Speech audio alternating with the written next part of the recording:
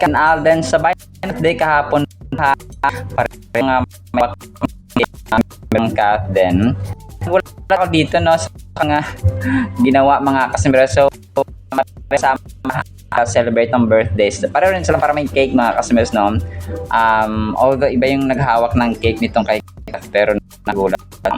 Pero ito mga endorsement shoots no na ginawa si Kath mga kasembreros kahapon na pinost ng admin dito. So yung isa dito parang sa Blue Studio si Kath, tapos may mga capos, may lights at saka yung staff and boom ng endorsement no. Yung ano kanyang hindi ko alam kung endorsement siya or ng Saman Someday. Kaya ko ano to, TV commercial Peros. Tapos then of course no, binigyan siya ng opportunity magsalita kahapon dun sa pedal mga kasemeros nap nga sa SM City Cares mga kasemeros Skina. So inintroduce siya dito, tapos nag-remind siya dito ng safety na pagbibisikleta mga kasembrero, kasi para man dito isang lang helmet ng mga kasembreros. So nag-sorry naman daw yung tao, yung siklista na walang pedal mga kasembreros. So ingat sa daan, tapos mindful dapat no sa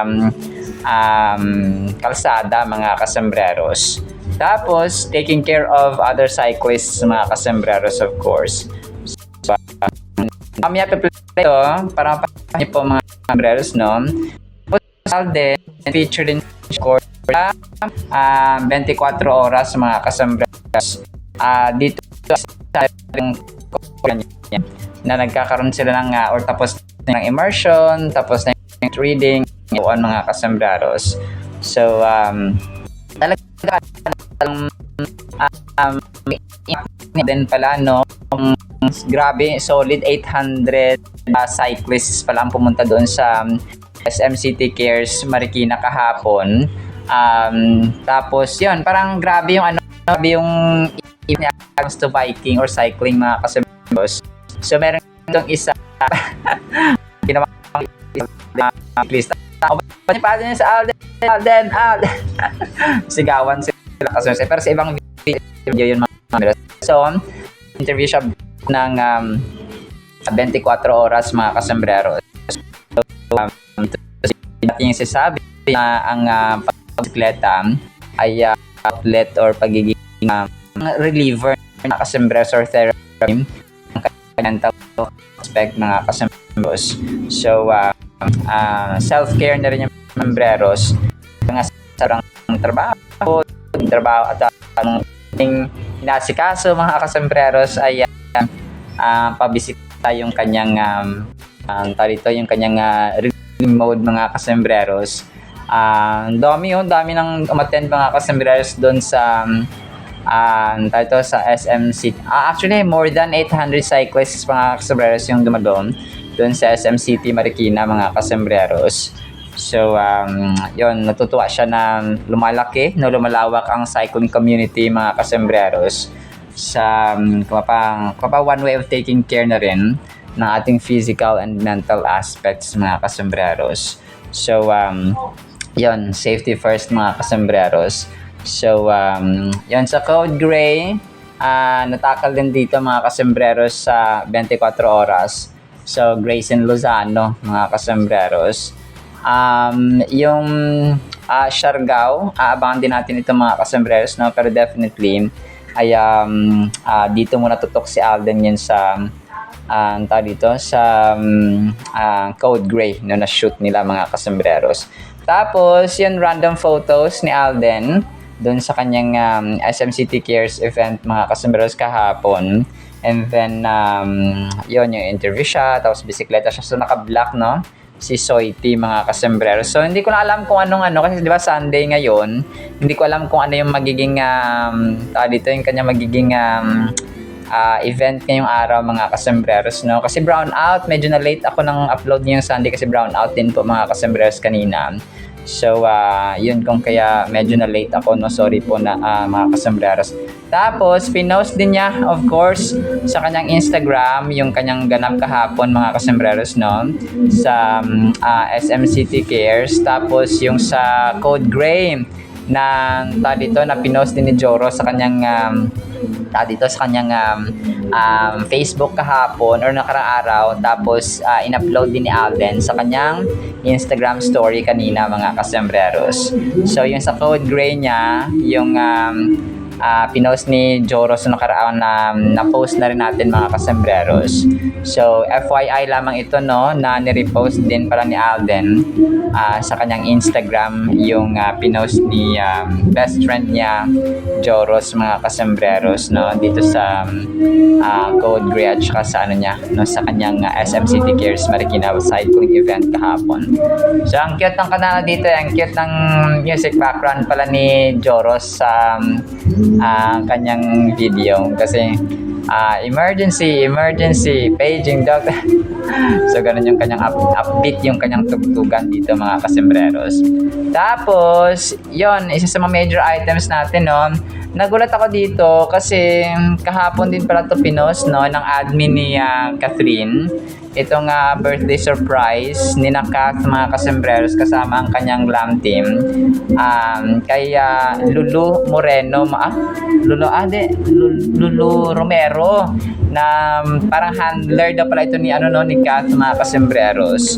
So dito ko rin nalaman na handler pa, may ibang handler pala si Kath. Okay, kasi di ba si Mama Min ang kanyang manager, so and of course mother, no, mga kasembreros. Tapos si Lulu Romero naman ang kanyang handler mga kasembreros. So ang ginawa nila dito ay parang may pa-cake din sila.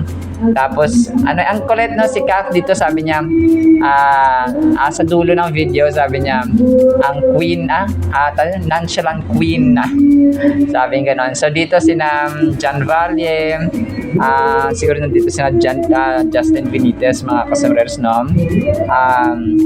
Siyan may pa-cake din sila mga kasembreros na binigay, no, dito at saka pinablow. So nung lahat nagsabi na happy birthday, tapos sabi ni Kat ay our nonchalant queen, no, sabi niya dito mga kasembreros. So sobrang kulit lang ni attorney mga kasembreros. So mamaya i-play ko ito. So nagulat ako na si Alden din parang may pa-cake din sila, tapos may birthday din sa kanila mga kasis. Tapos sila Kath din pala, no, yung kanyang handler naman dito mga kasembreros ang may birthday. Kung sabi ko nagulat ako na dito na halos sabay sila mga kasembreros. Nagkakasabay lang talaga siya mga kasembreros. Tapos pati din pa si Kath, no, post ito ni Christine na Mayra na mga kasembreros. Christina Mayra mga kasembreros. Si Kath ay naka-black din siya. Recently ay actually si Mama Min, no, dito rin siya mga kasembreros. Tapos yun, sa taping yata ito ng Someone Someday mga kasembreros. So recently ay nagiging parehong black yung outfit ng dalawa mga kasembreros, no. So sa mga shoots and ganap nila mga kasembreros. So hoping and praying na magkaroon ng project ang Kath, no.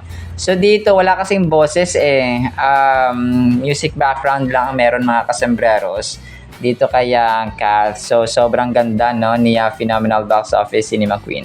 So baka galing siya dito sa taping na pinalabas natin kanina yung TV commercial shoot niya mga kasembreros. So sana merong boses, di ba? Kaso wala no. Tapos dito ay sobrang ganda ni attorney. Hindi ko lang alam. So kasi andito si Mama Min, palagay ko may event sila na pinuntahan or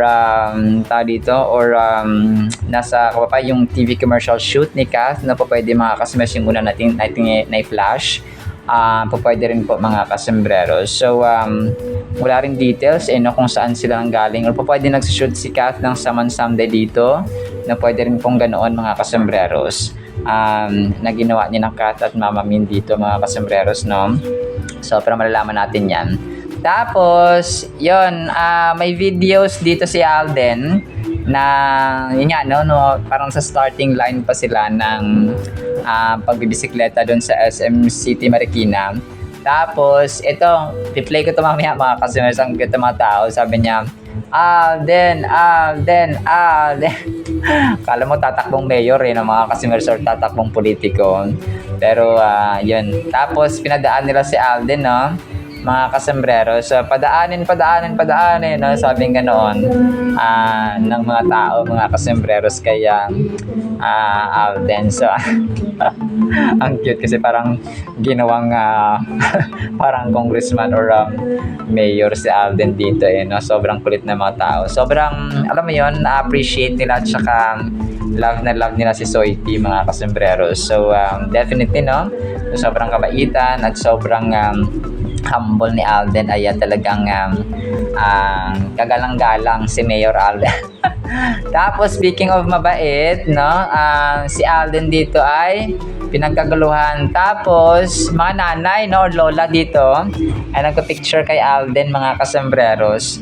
So pareho sila ni Kath, no, nung nakaraan sa TCL ay may mga matanda rin na nagpa-picture kay Kath. Tapos si Alden naman dito ay may nagpa-autograph pa nga at saka nagpa-picture kay Alden. Dinumog si Alden, mga kasmas, at saka pinagkaguluhang literal, mga kasmas. Tapos ang cute ng voice over kasi parang yung grabe na pinagkaguluhan si Alden daw, mga kasembreros. So sabi niya, wag magtulakan, andito na ako mga ka-idol, sabi nga. Sobrang kulit din ng dito. So mamaya try ko itong play. Medyo magulo lang yung background, hindi ko alam kung anong quality ng camera na yung ginamit nila dito, pero medyo magulo lang siya, mga kasembreros. So yun po, no, pero yun, sobrang pinagkakaguluhan talaga si Soiti, mga kasembreros. Tapos last item natin, prayer item, of course, ni Alden yung araw. Mga kasama, sobrang ganda po nito. Sabi niya, Dear God, thank you for another day of life and the chance to start fresh. Thank you for new beginnings and for the breath in my lungs today. Help me to live with purpose and gratitude, keeping my eyes on you and my heart aligned with your plans. This is the day the Lord has made. Let us rejoice and be glad in it. So that's Psalms chapter 118, verse 24.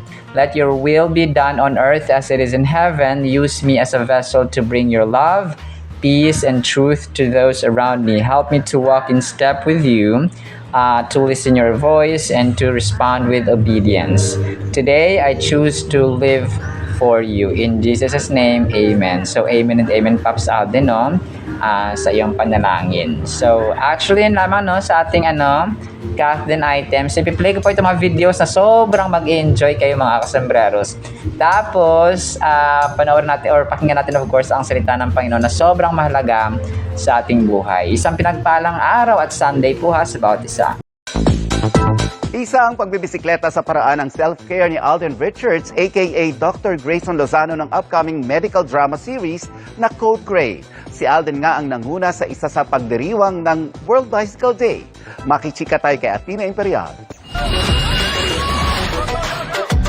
Cycle to distress. Ganyan daw ang mode ni Asia's multimedia star Alden Richards na priority ang mental and overall health. Since marami akong engagements in everyday because of my work environment, isa yung cycling sa tinitreat ko na outlet ko for mental health and at the same time para refresher ba. Kumbaga, para maka-eject lang ako dun sa work environment and at the same time makabalik ako na refreshed. Kaya masaya raw si Alden na dumarami at lumalaki na ang cycle community rito sa Pilipinas. Bilang cycling advocate, pinangunahan ni Alden ang nasa 800 cyclists sa pagdiriwang ng World Bicycle Day. Nakakatawa lang na slowly palaki ng palaki yung cycling community dito sa Pilipinas. Be mindful of the road. Kailangan laging may helmet.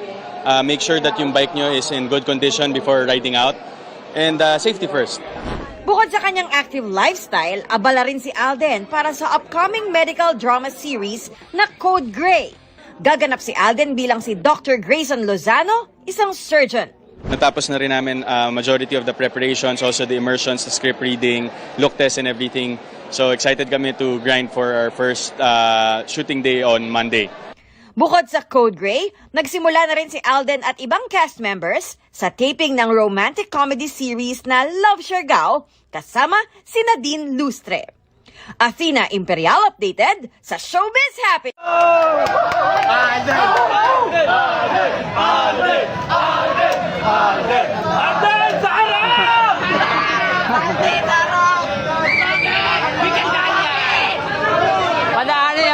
Padali!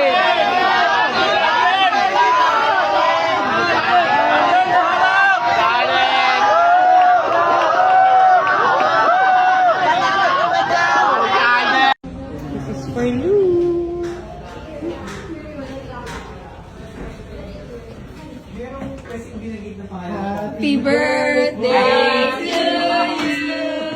Happy birthday to you. Happy birthday, happy birthday. Happy birthday to you. Happy birthday. Our nonchalant queen. Yes. Safety for everyone at hindi ko nito parang ang naging Asia's would-be media star. Let us all welcome Alan Richards! Just starting my cycling era pa lang talaga. I just celebrated my first anniversary in cycling last April 24 of this year. So, 1 year na tayo. But when it comes to safety, number one yung equipment. Huwag natin kakalimutan yan. Meron akong isang nakasabay kanina sa peloton, medyo wala siyang helmet, nakalimutan daw niya. Pero nag-sorry naman siya doon. But when it comes to cycling kasi actually, pagdating kasi sa aksidente, it's never a question of how eh. It's always a question of when. You can never be so sure about kung kailan ka. Kasi syempre yung cycling, bisikleta ka lang and you only have your helmet as your safety gear. So, iba yung pag-iingat sa daan po ang kailangan natin, and at the same time, kailangan isipin muna natin, we have to be mindful of the road that we're going to take, and at the same time, we take care of other cyclists din along the way. Siyempre, and yun din po, sana sa mga nakakanood po na motorists natin, ingat lang din po, and sana we give the same respect sa daan po para sa mga siklista, para maiwasan ng aksidente. Diba? Para mas masaya sa ating community natin, and at the same time, we can encourage more people to get into cycling for a sustainable future and a healthier lifestyle. Wow, thank you so much, Alden! Sobrang ganda nitong ating Word of God, mga kasimberos. Very applicable at relatable ito, mga kasimberos, sa ating buhay. Ang title natin ay Pasanin at Tulungan. Galatians chapter 6 verse 2. Dalawang versions po ang aking babasahin para mas lalo natin maunawaan. Sabi dito sa New King James Version, bear one another's burden and so fulfill the law of Christ. Sa New Life Version naman, help each other in troubles and problems.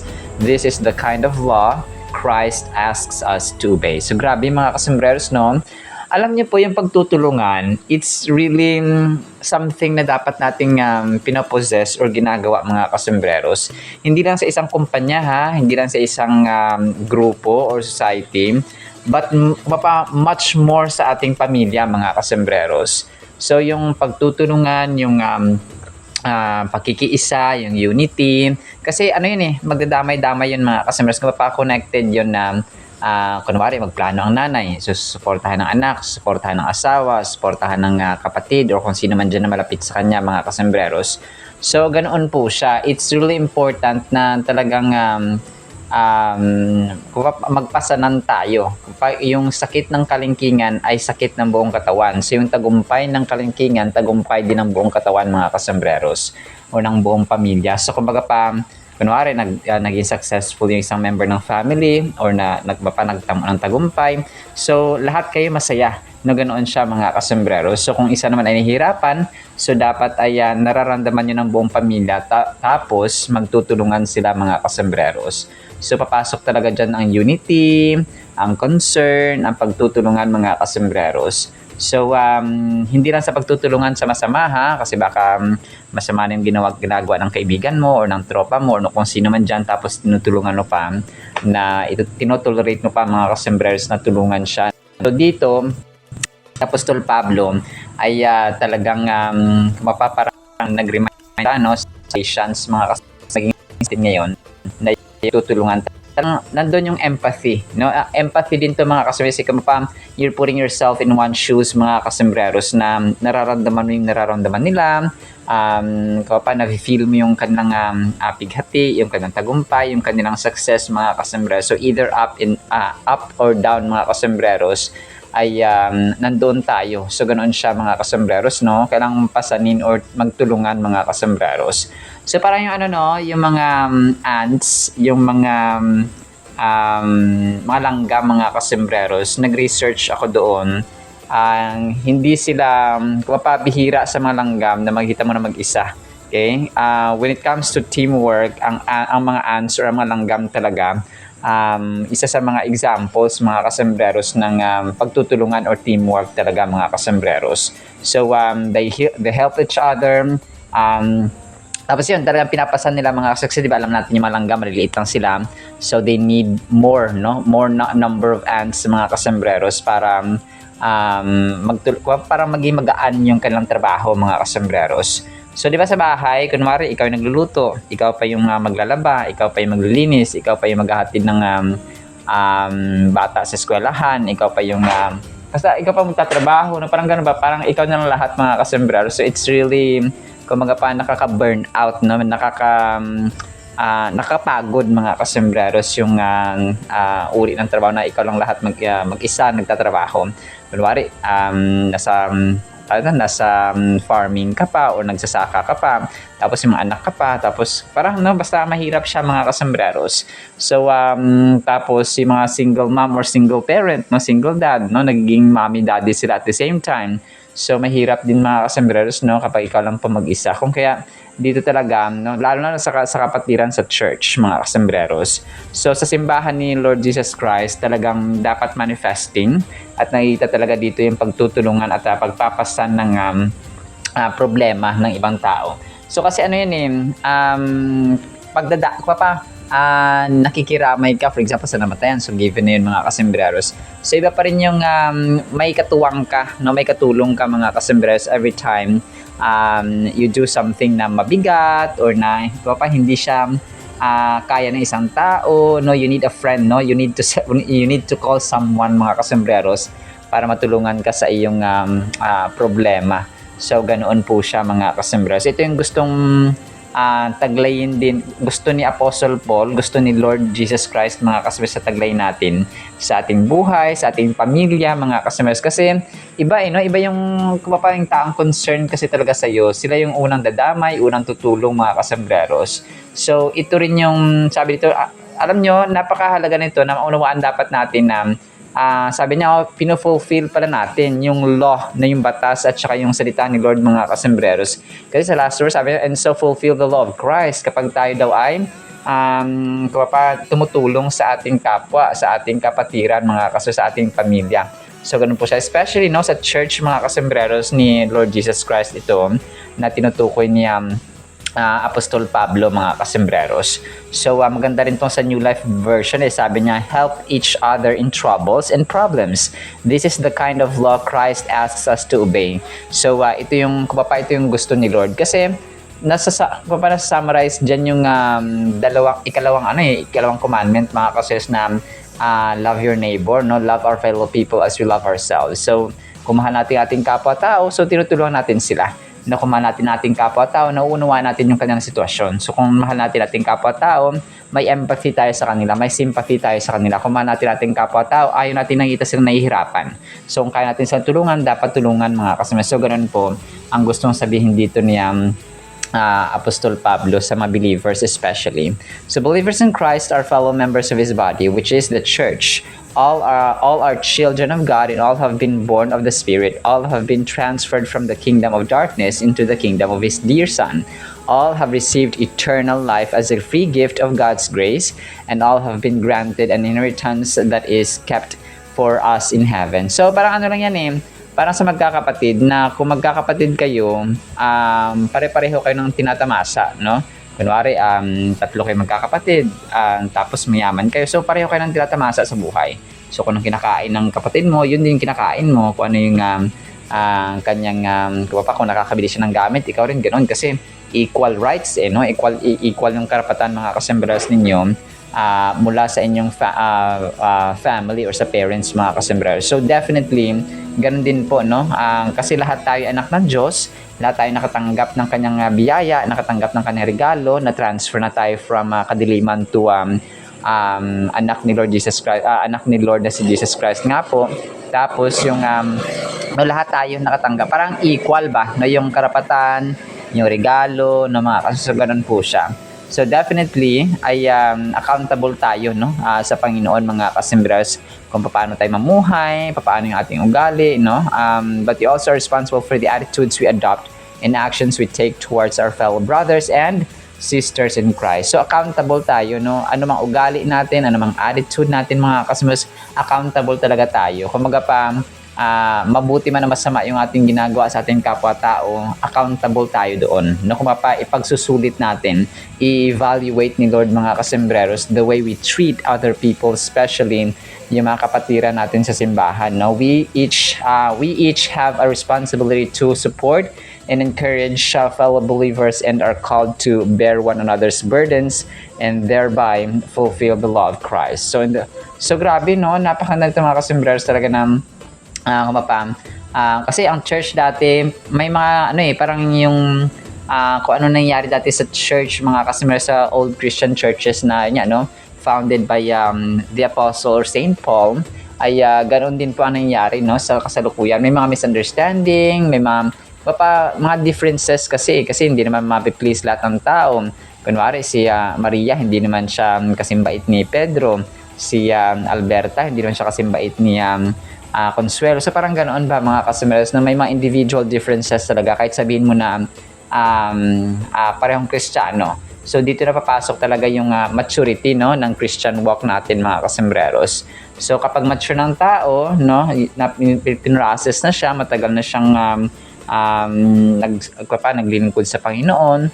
So dapat sila din yung magturo, no, ng mga dito na mga dapat na pagtrato or pagtulong mga kasembreros sa mga bago. So maturity is a lifelong process which takes place over time as we humble ourselves under the mighty hand of God, study His Word, and apply its principles in our life. The spiritual believer is one who abides in Christ, obeys His commands, honors His name, is growing in grace, and is becoming more Christ-like with every passing day. So yung proseso naman kasi ng pagbabago natin ay hindi yun siya one night process, okay?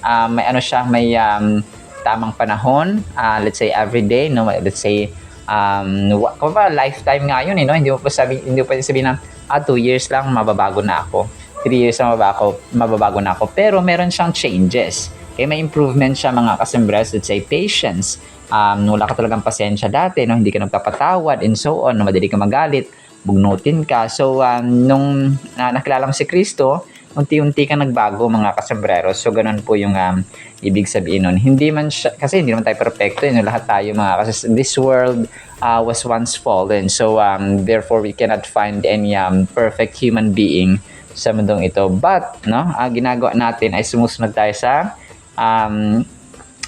Panginoon mga kasembreros. Christians do not progress towards spirituality in the same way that they progress towards spiritual maturity, just as one is either saved or not saved at a given point in time.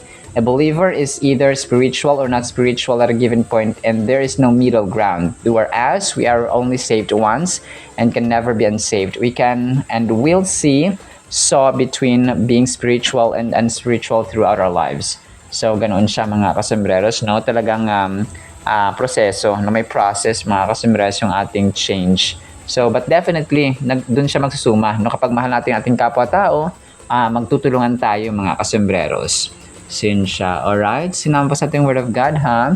No, pagpalain po tayo ng pag-ibig, pananampalataya, pag-asa, na pagtutulungan, at pasanin natin mga kasembreros ang problema or ang trials ng ibang tao through concern and love as well. In the mighty, holy, sweet, magnificent name of the Lord Jesus Christ, we pray. In the communion of the Holy Spirit of the living God. And everyone said Amen and Amen. See you sa next segment, mga kasmarasin. Paalam po. I love you all.